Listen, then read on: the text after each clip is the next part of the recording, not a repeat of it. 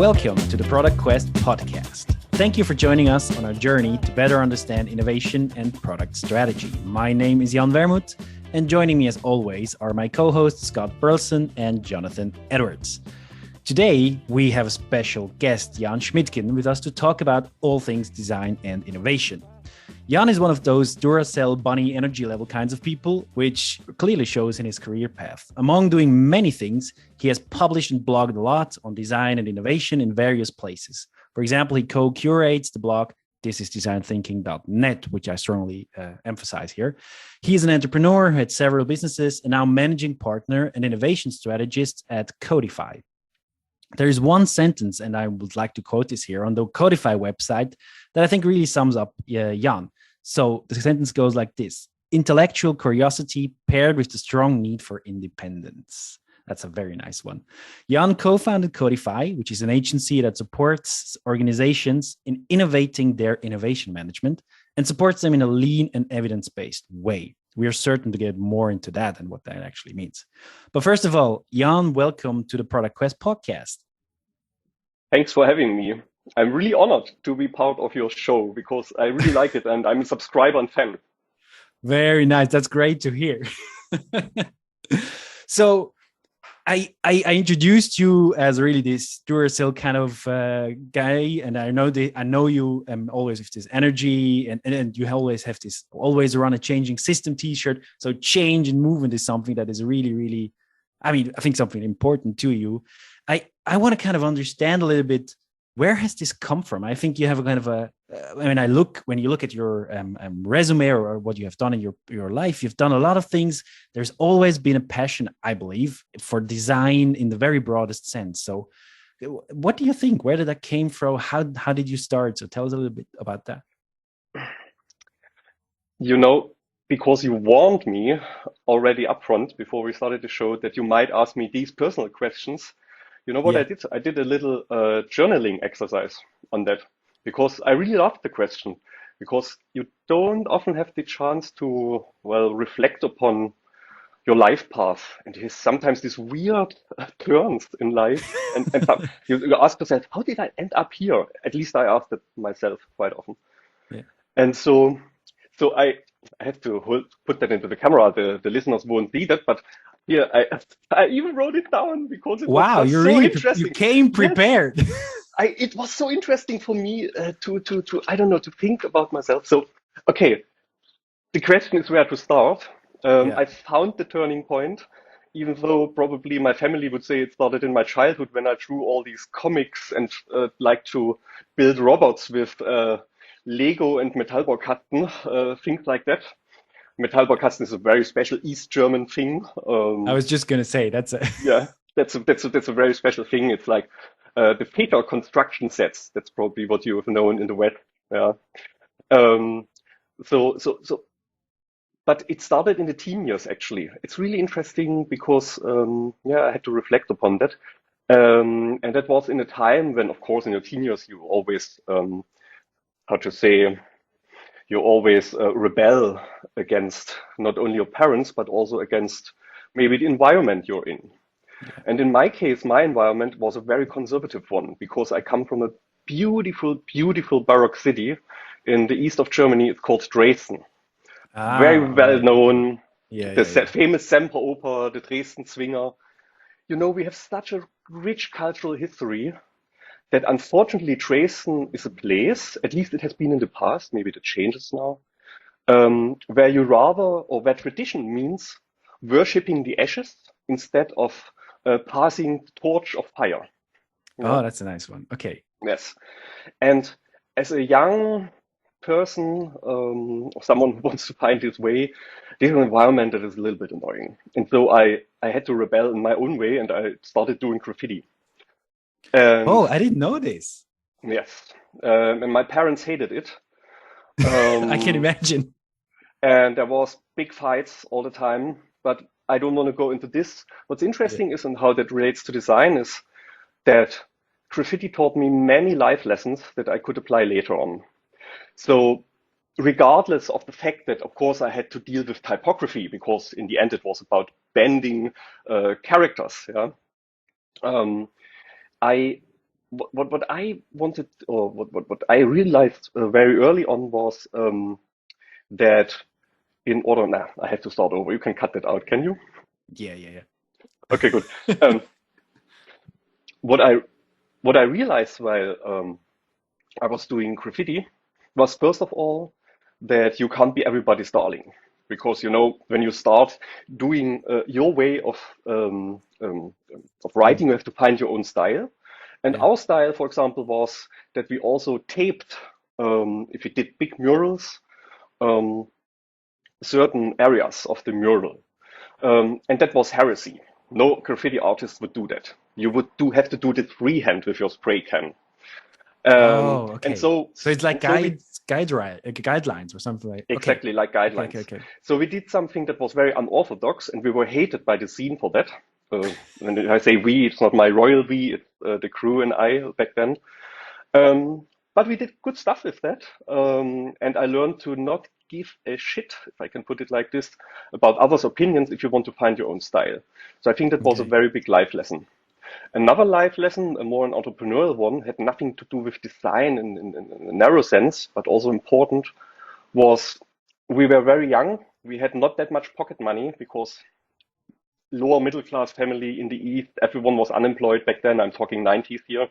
Mm, Also my parents, so we somehow had to organize the spray cans. They were really expensive. yeah. And so we started very early on working for clubs, youth clubs, or discos and so on, and painted and decorated their rooms. Spaceship, jungle, all these things that need to go Okay. there. Really the 90s. Exactly. And so we had to order the cans. Oh, and the thing is, they wouldn't pay us, of course, because they said you are given the chance to do great work, which is a theme for all creatives, their whole Yeah. life. Then later on, you are given the chance to do this great work, so You get you should be exposure. grateful for that already. Yes. Yeah. Or at conferences, you get exposure. Well, we knew that we couldn't buy us anything out of that. And so when we did something, we always knew that we might need 7 spray cans for this piece that we do for the disco. But we said, oh, we need 100. I'm sorry. 100 for that. Please order them. And so at least our spray cans were financed. Okay. Yeah, so that was a kind of a business model innovation, isn't it? I don't know. Anyway, so, but why am I saying this? Because later on then, these clubs and disco owners, they wanted to have websites. Mm, So we are now in the end of the 90s, early 2000s, and they suddenly said, yes, can you please uh, create a website for us, especially with this cool intro. So if you remember in the 90s and 90s, there were these flash intros in front of websites all the time. oh my God, And yes. yes, it was a crazy Mm, time. And as I was also very computer, I wouldn't say addicted, but inclined to computers. I also did some programming with Turbo Pascal, so on and so forth. Well, I worked myself into how to write HTML and all these things. And then we said, okay, let's do some websites. And we did that, and that was pretty fun because suddenly you had to deal with all the things that you never had contact with, like usability, cross-browser optimization, all these kinds of things. And this is also how I somehow combined the typography part of the graffiti with the technology part somehow. yeah. Yeah. And I always call it the school of hard knocks, because we did every mistake one can ever make. For example, back then there was Netscape, had a very high market share, and the first website that I built had a JavaScript. Back then you could from Flash you could call a JavaScript, and it was an earthquake JavaScript that would make a cool movement of the window of the pop-up window when the logo comes in, Oh, okay. So and beautiful effect. It crashed computers back then. It was a known bug, but I didn't knew. So my first website crashed half of users' computers. Yeah.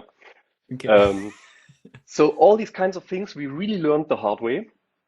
And my graffiti buddies from back then, they already started a little design studio, whereas I was still in high school doing my baccalaureate. But then, after I finished the high school, they said, Jan, come and join us. But I was not sure. I wanted to study something. So I tried to Mm, apply for industrial design. Um, got to the first rounds, but then in the final round picked up a fight with a professor there, and then I didn't got it, and so I had to find another way. Then I tried some informatics, um, Yeah. and then in the end, I they somehow convinced me. That's a very long story around it. And then I suddenly was in my early 20s. We ran a design studio, um, and there we were really lucky that we had the internet because we didn't know about anything because we just, at least I just came from school and I suddenly was responsible because I did websites for all Wow. these things that clients came. Yeah. Hmm. But what is this? Is this late 90s, mid 90s or something like that? This is early 2000 now, early Okay. 2000, Okay. Yeah. 2001 or so. Mhm. Yeah. Well, and then suddenly they came and that we need some back then these were called point of sale terminals, something where people can touch and look at our offerings here in the local supermarket. Or we did lots of with real estate companies that said you can never sell flats over the internet. Of course we did. So we had also did lots of rendering and so on and so forth. Well, and then I hired all the people that I knew from my graffiti days because some of them were gamers, and they knew how to do the renderings and so on and so forth. And suddenly we had this bunch of nerds, but we had no idea on how to actually work together. So I wish I Hmm. would have read about Scrum back then, but we didn't know anything. But what we knew, and thanks to the internet, was we read a little bit about well, how adaptive path, Jesse James Garrett, for example, in the very early days created their product. And so we stumbled upon that. We read the very early work of Jacob Nielsen on Hmm. usability and so on and so forth. And then we thought, okay, let's try that out. And so we tried these things out. So we also tried out inviting users. Oh my goodness. Um, and this is again School of Hard Knocks. This is where I learned, for example, when I wanted to test, it was very simple. It was just thinking out loud, protocols of thinking out loud. Hmm. We invited someone and then wanted to see how they cope with with the websites we created. Then I realized they don't want to talk with me about the interface at all. They suddenly talked with me about totally different things. They talked with me about how the brand experience sucked. They talked with me about how the service experience sucked of this Hmm. company and so on and so forth. And so I went back to usually these were Mittelstand companies, small, medium-sized and companies. We also worked for big ones, but more smaller ones. Yeah. And then they told me something that came as a shock to me as a designer.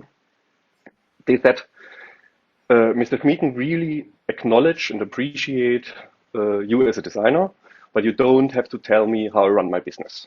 Um, Yeah. so they wouldn't care. It was really interesting, and it was a crazy moment for me. And I also remember another moment where we did some corporate identity work for a company, and I did the website and also a little software for them. For it was a print shop, Yeah. a bigger one, and then a client, which was a little bit angry from this company, from the print shop, wrote to us and said, we have a certain responsibility to not put lipstick on a pig. Like, Yeah. she literally wrote that um, as a design agency because the identity that we created and also the website is not aligned with what what they actually deliver. So So it was again, school. better, in a sense, better than what they actually can deliver. So Yes, exactly. okay. So again, really interesting this gap, and that showed me. I didn't have the vocabulary back then, but it showed me again. Oh my goodness, keeping the promise and creating a value proposition. This is, there are such big gaps in there, and we always back then we didn't knew the word service design, but we called it process design. That hey, you have to improve your processes, and we have some hints here from your customers. Why don't you do that? Mm. But again, me as just the autodidactic designer, I had no say in that. And that Yeah. really annoyed me that much that I decided to study, but not design, but it was called social and economic sciences uh, Okay. at Berlin University of Arts, because I read lots of books back then on this process and business model design by a guy called Liebel, Professor Liebel, who then became my most favorite professor. And he's in the DACH area, like Switzerland, Germany, and Austria, one of the most famous design management people. He's like the spider in a web. He knows everyone and touches everyone. And he said, "Oh, you're interested in that? No worries. I have something for you." And then he threw the PhD thesis on the table from Alexander Osterwalder. He back then tried to build this model, this XML model of a business model to run simulations. Okay. He put on the early work from the Illinois Institute of Design from Chuck Owen on the table, which was so interesting to me. And suddenly things fell together. I realized, okay, I have something to say. And design and management and how to run a business, there is a convergence and there are some answers. And finally, I had a track I could follow. Okay. So I'm still very grateful for that. Can I ask you something? So you at one point you started kind of using the word just design. Like when do you think that, I mean, you kind of self-taught and just went out and do it. When did that word enter, or I mean, what does it even mean for you? So in it, Oh yeah, maybe a big question. yeah. So Herbert Simon comes to mind, changing existing situations into preferred ones. Okay. So this would then be the highest level Yeah. definition of design. Oh, it's so hard. Sometimes I feel, because I've looked into so many definitions and we have so many discussions all the time, also in this in the designerly discourse, Mm. that it's so hard for me to just say that it's for me. Yeah. Yeah. We will probably come later to the definitions of design thinking too. Um, for design is this very, if I would say now with, I haven't thought much about it now, Sure. but with very easy words, for me, it's thinking with my hands and co-evolving as a problem and a solution together, or an understanding of a problem and a solution together. That's Okay. my Jan Schmiedgen definition of things. But of course, there are many other valid ones out there as well. Sure. So yeah, it's a tough Well, I really like question. this. So thinking with the hand, yeah, I mean, of course, it's probably it also changes. I don't know, but thinking with the hand. So and then I also like this where you said this, like solution and problem go hand in hand. I mean, I'm come from a different angle, and you just say, no. These two things you need to separate them and do problem first, blah blah blah. But it seems to be like you're in a constantly, or your definition of doing things is more intertwined or something like that. Absolutely, absolutely. But I mean, we always say we build to think.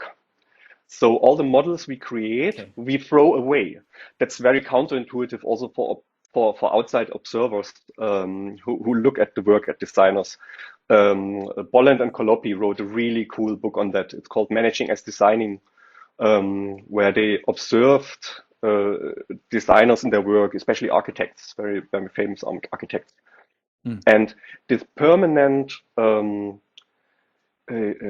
reflection, that you have reflection action, we call it in the design discourse, um, with the model at hand, or with the thing you build in order to understand the problem better, and then throwing the model away is sometimes seen as a waste from an outside perspective, especially if you have projects and you have project sponsors and they say, you have it done already, why do you throw it away now? You know, it's similar with an MVP. It's also just a learning vehicle. It's not Yeah. something that you can then scale, you know, the shaky WordPress website that has the first orders. You don't scale that. You have to rebuild the whole thing, refactor it. Um, and and and I think that's the core, at least for me, of it. You build things to throw them away. That's creative work. Okay. Yeah. Sounds wasteful, but on the other hand, it sounds also like that's that. So there is a lot of learning involved here. I would say so. Even when you started out, when you said about graffiti and so on, there is, by doing the things you learn much more, and much, or by doing the mistakes as well. it sounds like. Exactly, and that's the counterintuitive part. You avoid waste if you do that, even though it looks wasteful from the outside. Um, and that's, yeah, Is there an example that comes to mind, like a story of like, you were wrestling with this problem and then you built this and sort of what you learned with a couple of iterations? Yeah, it's a good question. What would it be? I mean, we did so with, there are lots of things that I cannot talk about. Let's go back to these old times when I discovered that, not the recent times. Let's go back to these very old times. When you do, for example, there are different levels of design, at least as in the design community, it is discussed. One level is the communications design. That's how we started, like building these websites, logos, and so on and so forth. Next level would be service design and processes. Next level would be organizations and systems. And next level would be planet or bigger problems, society problems. And you use very different tools and approaches to each of these levels. Let's stay at the very basic level now, which would be communication design. You always explore different directions, and even though they look very good already from the outset, you will have to throw them away. This is how we started with it. Later on, and there I can only be a little bit vague. We had exactly the problem that I just mentioned with customers, that we created an MVP, which was very shaky, because it was tinkered together and holds together with duct tape, let's say with Zapier, and WordPress and so on and so forth. And it did what it had to do, and there were some first orders, and customers would come. But as it maybe could handle 100 customers and then the database would slow down, you will have to refactor it. You will have to rebuild it. And this is something that is very counterintuitive because it also costs money again. But we don't think it's a waste because we didn't need the very professional programmers to do this work. We could still do it ourselves with our knowledge, which is not so deep. That's what the real coding team has. But then they have to come and had to find a platform to really build it in a way that it can scale. So this is a problem we often have. I don't know if that answers the question. I mean, I guess the focus in this particular example you gave is maybe different, or the function, I would say, of the first website you build has maybe more of a function of a prototype or something like this, where the point is to see if customers actually use it, if there's any interest, and once you've validated that, you go on to the next stage and okay, let's make it better and scale it up. Is that does that sound right? Or yes, exactly like this. So I had actually a question. I mean, I think this idea of co-evolving problems and solution, I really like how you said that. You said a few really nice sentences: thinking with hands, with one's hands, and we build to think. I really like that. I had maybe like a silly but difficult question. It's what is it about the building that's different to the imagining? So what information? It's maybe obvious the answer, but I mean, what information are you getting from building that you're not getting from imagining? Why do you actually need to build? And do you get this? And do you get the insights whilst you're building, or do you get the insights once you've built and tested or something? May I combine this with a team of different people? Because usually we work in teams, because then maybe I can give my perspective on it a little bit better. If you imagine something, let's say, think about a dog. Now everyone of you thinks about a dog. But we all think about a different one, a small one, a big one, different race, and so on and so forth. So the problem with imagining is that even if you speak out the word, or even if you, let's say you are in an ideation session and you draw a first sketch or concept somewhere, people still don't have the same, I always call it, I don't know if it's a proper English term, head cinema, like imagination in the head. And in order to create that, in order to create alignment, and in order to, also feel the practicalities of this thing, especially when we talk about processes, because there we do lots of role playing, for example, you have to build it. You have to act it out. And only then you realize if this direction could work. And I think there's this big power in it. Of course, before that comes visualization. And this is why it's so important to have a designer who has a craft in the team. And with craft, I mean not just a design thinking coach, but someone who can really visualize and build things. But then also comes the building part of it. So I think both is the same. The transition is very fluid. You have the imagination, you talk about it, then you sketch it, and then you try, depending on which direction you agree upon as a team, you want to explore further, then you build or act it out. And this is the power. Otherwise, you could not feel it if it feels right, because it's often about that too. Yeah, it makes total sense. Total sense to me. And actually, this leads me exactly to another question I had, because you're talking about, okay, what direction do we now go in? And this is another question I had. Okay, how would you decide, what's a good direction? Is it just random? Is it intuition? Is there a method for this? How do you decide once you've built your first version or whatever, and you decide to throw it away and move forward? Yeah. I mean, at best, that's also the thing. We built, prototype fulfills many different functions. First of all, we prototype for ourselves so that we can build to think. But then we also prototype for other stakeholders in the organization so that they understand where we are going and can support us in that. But then, of course, we prototype not only to ideate, so we always differentiate the spectrum, prototyping to ideate to prototype to test. We also prototype in a way and build experiments that we can test it with users.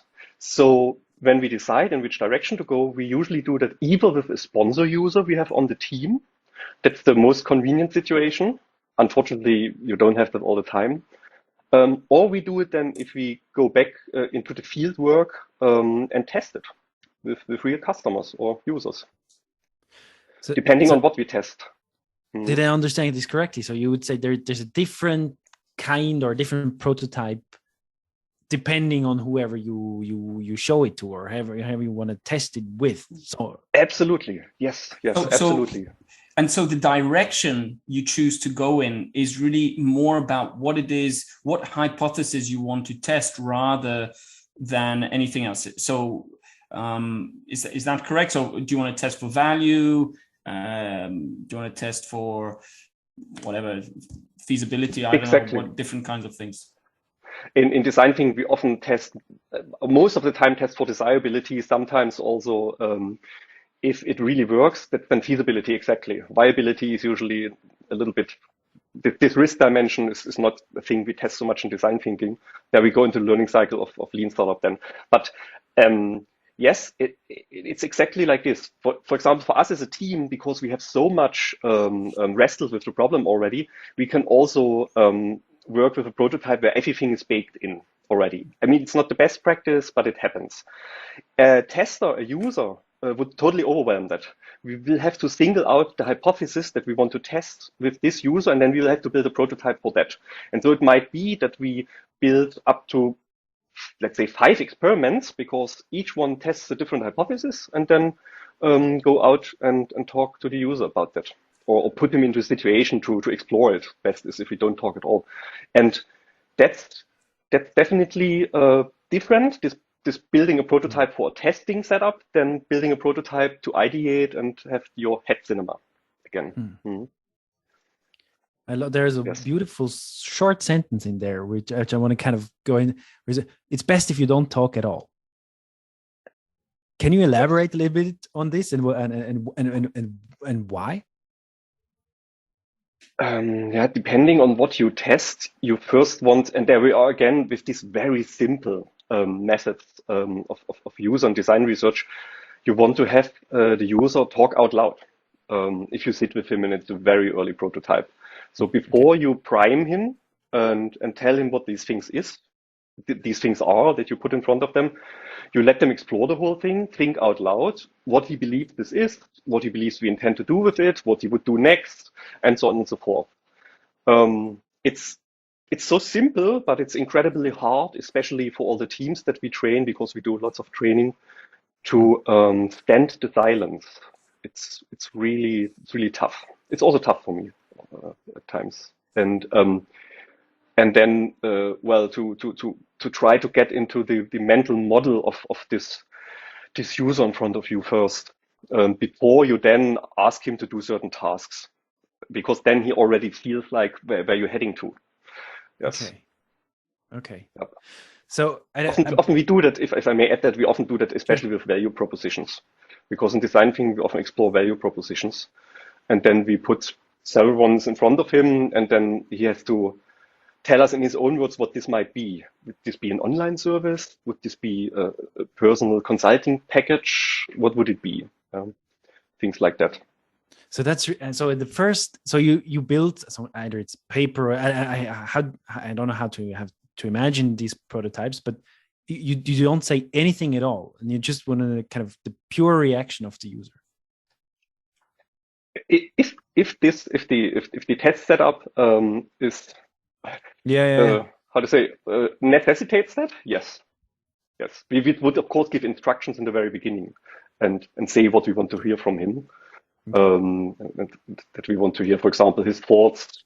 Let's assume you've seen that on a website, and then in LinkedIn, what would come to mind? What would you do next? Okay. Yeah, and if he says I would ignore, then we would say, would first ask why, and then we would say, okay, now let's assume you still click on it, and then we would guide him for the through, sake of the experiment. Exactly. Okay. Yes. Okay. So we went into, I think, one part at least of design thinking in a very specific stage, which is prototype. So maybe we could kind of take a little bit of a step back. I mean, I know design thinking is it's two words that have been thrown around a lot. I know you actually went to the Hasso-Plattner, to the HPI. So can you just elaborate a little bit on how did you come to design thinking, or how was what your path was, and then what is it, or what is it for you? Oh yes, yeah. Well, I've given quite an extensive background how I went into it. So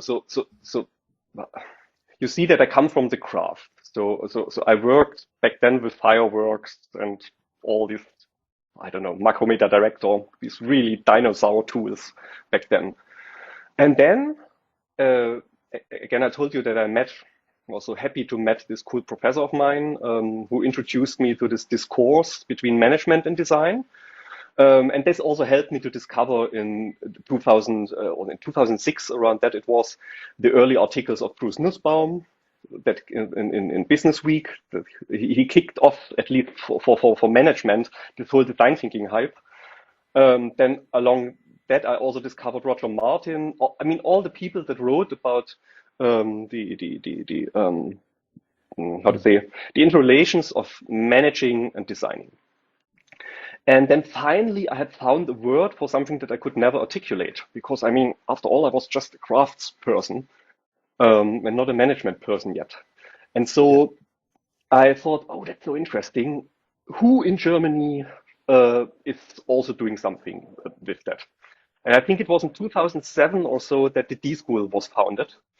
And I was thinking about maybe going there, also taking the D School. But then I thought that because I have been so deep down in the rabbit hole, also due to my former studies, that it wouldn't make sense. And so I sent I suggested my ex-girlfriend to go there, and also other friends of mine, so that they could establish connections. Yes, honestly, while I was still doing my master's studies at another university, and so during my master's, I had lots of contacts suddenly with deep school people, and there I got to know coaches, people who ran the program. I met Ingo Raut. He was very very, very important for me and for my development. And then I kind of hacked my master's program just for design thinking. So whenever I had something, because it was an economics master, I hacked everything, and management and economics. Change management, okay, let's explore change management and design thinking. And all leadership, okay, let's explore leadership and design thinking. And so I, over the course of time, I finally gained two things: a vocabulary and an understanding and theoretical understanding of the whole concept that I was lacking as a designer, because designers don't read that much normally, and also I did all the time, but that's at least what I observed. That many designers don't read it much. And then also another thing is the design education at this time, also in Germany, because I was at context with universities, was not there yet. It still isn't. It's crazy. So D School was one of the few islands. Anyways, but D School then kicked off this gigantic avalanche that rolled over the industry here in Europe and later on also in the world. At least for the two D schools, Stanford and Potsdam. Everyone was about design thinking. So I'm talking 2009 here or so. And sometimes it was weird for me what people did when they said they do design thinking, because again, I came from the craft, and I was a little bit shocked, because then sometimes I had the impression it was more team healing events instead of creating something, because I always naively thought that you create something that you can touch, or if you can't touch it, then you create an innovation, a process, really something that creates value later. Some kind of thing. Yeah. Exactly. But what I didn't knew back then is that there are different jobs that design thinking gets hired for. You always have to ask yourself, what is the job design thinking gets hired for? And I was so lucky to meet. So you need to understand jobs to be done first. Yes, jobs to be done. I get into that later, but I didn't knew it back then, but it would have been so helpful for me to have known jobs to be done by then, because I would have been way more at ease with myself. But so I was a little bit annoyed, and was also a bit skeptical of what the D School is doing, the people that came out there. But then I thought, instead of being grumpy or complaining, let's go there and look for yourself, and let's get to know people. And I was happy to meet at a conference Holger Reno. Yeah. He's the program director, I think, for the Hasso-Plattner Institute Academy, the professional training program. Yeah. And he said, Jan, we have a whole program for this, and we can look what people are design thinking about. This is a reminiscence and little joke to a really cool advertising from a language school. Maybe you can cut it into the podcast later on. It's really funny. So we said, yes, let's do a study. Let's look at what people are design thinking about, and what they say they do if they say they practice design thinking. And that was really good for me, because then I realized that at the HPI, especially at the research program, there are many people who are not as emotionally invested in design and design thinking as I am. They are totally interested, but they are not, how to say, they are not annoyed if something is weirdly done, but more curious. Oh, that's interesting. Let's look at it. And so that was very good for me. It was kind of a therapy. Yes. And so we did a study. And we looked at what people actually do if they say they practice design thinking. And that was really interesting. I don't know if shall I go into that, because but I mean, I think I honestly, so for me, I'm still at the stage probably you were in then at 2009 or something. So I know, I mean, I was at the HBI. I did, I think, a 3-day course or so. I mean, it's just 3 days, so that doesn't mean much. But I have some kind of an understanding, or at least a hint of an understanding of what design thinking is or is supposed to be. But it's completely true. If you go out and see who talks about design thinking or whatever I mean, my impression at very first, I remember this very well, was, okay, design thinking is about using sticky notes and making everybody feel good. And so I was very, very skeptical at the beginning. I have to say, I changed my mind a little bit, but So I am still at this stage where I think it's a lot of 1,000 different things, or I'm still very confused, to a part. Yeah. Exactly, and because of that, we did the study. So, I mean, you probably have heard about the concept of the cargo cult. And if No. not, okay, then I just make it very quick. When there was the Second World War, there were some islands in the South Pacific, where there were some natives living on these islands. Yeah. And the Americans needed that as their bases, and the Japanese as well. And so they had to throw down via airplanes. I don't know the English word for that. All the provisions for the soldiers. Okay. And when the war and sometimes the natives also liked that because there was good food in there. And then when the war was gone, suddenly the gods would stop raining down the provisions from the air. And so they thought, oh, did we do something wrong? We have to recreate the situation. And what they did then was they built these cool models made of wood from airplanes and so on and so forth, and worshipped the gods so that they bring back the food that rains from the sky. Okay. But it was a very shallow and very quick introduction to that. Did it There's work? more on it if you Google it. Was it successful? No, it didn't Oh. work. I mean, I was about to build some You never know. airplanes and put them out in my yard. Or Yeah. And so that here's the problem. We have a similar situation with the D schools. Because of the fact that the D schools, and you can't even blame them. In the beginning, I blamed them, but now I understand why they did that in the past. They had to find a very easy way to bring across what the very basics of design thinking are so that the industry even gets interested. And the official story now from Potsdam, Stanford is a different cup of tea, but in Potsdam was always people, process, space. Yeah, that's what they say is design thinking.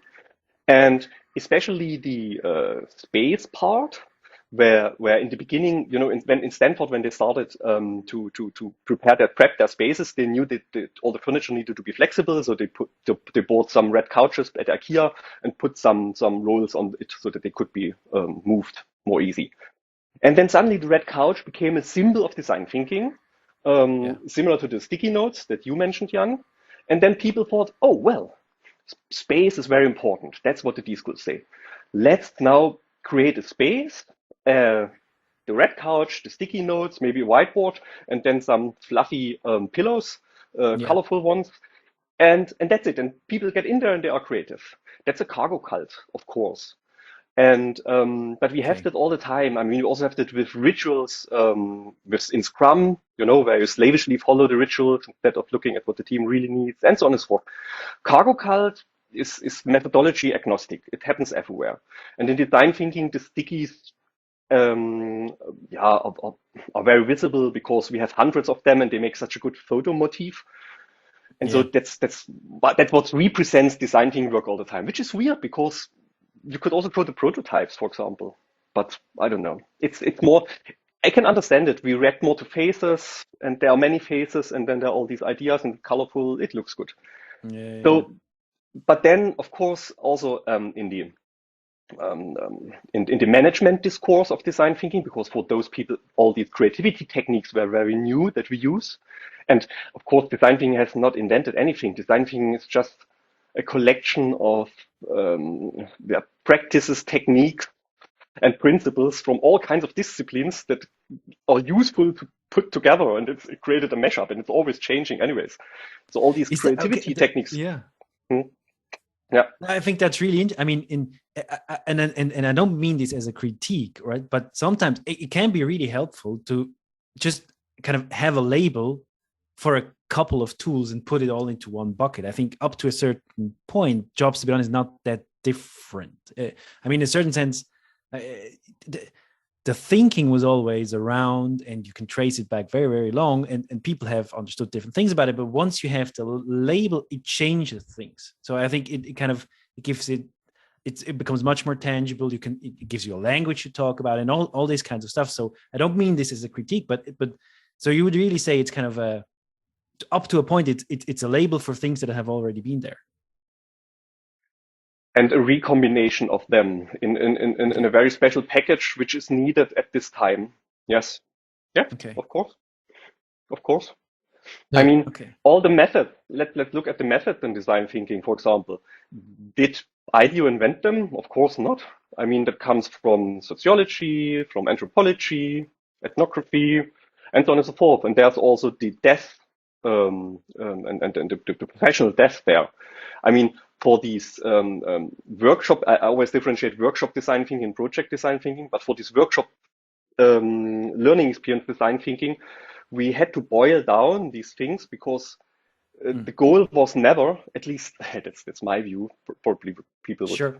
not agree with that, the goal was never to create totally, how to say, experts from day one in how to build prototypes and how to interview users and so on and so forth, but to go through the experience themselves, to see how this kind of work works, in order then to let professional people who really have a craft and the proper T-shape do their work and going out of their way or supporting them, because this new agile way of working is very alien to many organizations. So the learning experiences were there to show managers, but also other people from the organization, this is why they work in such a strange way at this product team. Okay, we should give them more leeway. Okay. However, the problem is now, and that's the thing, that's what industry makes out of it. Workshop design thinking and all the ways how it is taught, all the didactics behind it and the learning designs now gets applied to project design thinking, like to real product development. And there, of course, we have this method mismatch, and also the methods are way too simplistic to progress a project. But that's what has just happened. Just to make sure I understand, so are you saying that workshop design thinking is more about education and teaching some folks to be familiar with the message, so things have to be a little simpler, you have to keep it well contained, and with the project you've got more variables, certainly longer time. And so Jan, you mentioned you did a 3-day course, which is like, hey, it's just 3 days, I'm not an expert. So it sounds like we've got 2 Jans here. It sounds like there's a mismatch with using the workshop, which is really just intended to be teaching, versus the deeper commitment and time to do a project. Is that the difference? Yes. So whenever, because again, I already said, you need to know the job to be done that design thinking is hired for. Sure. If someone approaches you, let it be your manager, a project sponsor, or in our case, a client, and says, we want to do this project and there needs to be design thinking in there. Our clients normally don't ask for design thinking isolated anymore. Then we always ask, what is the goal of the project? And then we show them a slider, literally. And in this slider, you can slide to, we need to create innovators, or we need to create innovation. And then we put the slider into the direction, say, oh, it's 50-50, or it's 100% innovation, or it's 100% innovators. Interesting, because there are often people say, we need to develop a new product and disrupt a market. But the real goal behind it is to, heal the team. Because the team cannot work together and they need this experience. And in these learning experiences, it's of course a cool bonding exercise, and they also learn to listen to each other, all these things. So you really have to get behind it. And sometimes the project sponsor is not even how to say, I don't know the English word for that, aufrecht. What's the English word for that?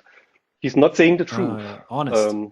Honest, yes. Yeah. Yes, you will have to read between the lines. And then see how you configure the work with them, or if you accept it at all. That's very interesting. That is not really interesting. About this. I love, by the way, this slide or innovators. I'm going to steal that. It's stolen. It's written right on my paper. Yeah. It's from George Campbell from the D School Stanford. He always used that. I learned it from him. What is it? The bit. This I forget the phrasing is, but the most genius people are better at concealing their sources, but we don't even. We're good. That's good. But I got so excited. But when I scope a project with a client, I mean, I'm getting to the same question. I'd ask it a slightly different way, but I really like the way you do. Now, I want to go back to your thing about them not being honest. Are you saying? Well, I've got two questions, but one is when they say this, wherever this is on innovators versus innovations, the answer that they respond with is not what they're saying something that's not actually where they should be. Is that what you're saying? Yes, that's what I'm saying. Okay, yeah, that makes scoping projects quite difficult. Now, my other question is, during a workshop, do you have folks to work on a real business problem, or does that get too difficult and we just work on a personal issue or planning a vacation or something more accessible to most folks? What do you normally do? In a workshop design thinking learning experience where the slider is on innovators. Yes. That's the question. Okay, good. Yes. It depends on the time that we have for preparation. We have these very generic challenges. Yes, for example, we have big housing crisis in Germany now. And so we, for example, do these things. It's very easy to get to the street and interview people and create creative solutions. So this could be a typical challenge, redesign the find a flat experience in a big city. This would be a generic one, but if clients insist on having a challenge from their company, then we tailor that to them, of course.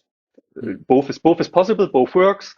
The only thing is we've made the experience, the more emotionally invested a team is in this challenge, because it's already politically poisoned or there's lots of pressure involved, the less open they are to the learning part, the more they try to go into the nitty-gritty details of really tackling this problem, and then they have no capacity anymore to really learn and unlearn at times. That's going to conclude the first half of our conversation with Jan Schmiedgen. Next time, we're going to learn more practical pointers. We're conducting design thinking workshops, and we're going to learn more about Jan's company, Codify. You can find Jan and his partners at codify.in. And that, my friends, concludes this episode. Please send any feedback to productquestpodcast@gmail.com, and we will see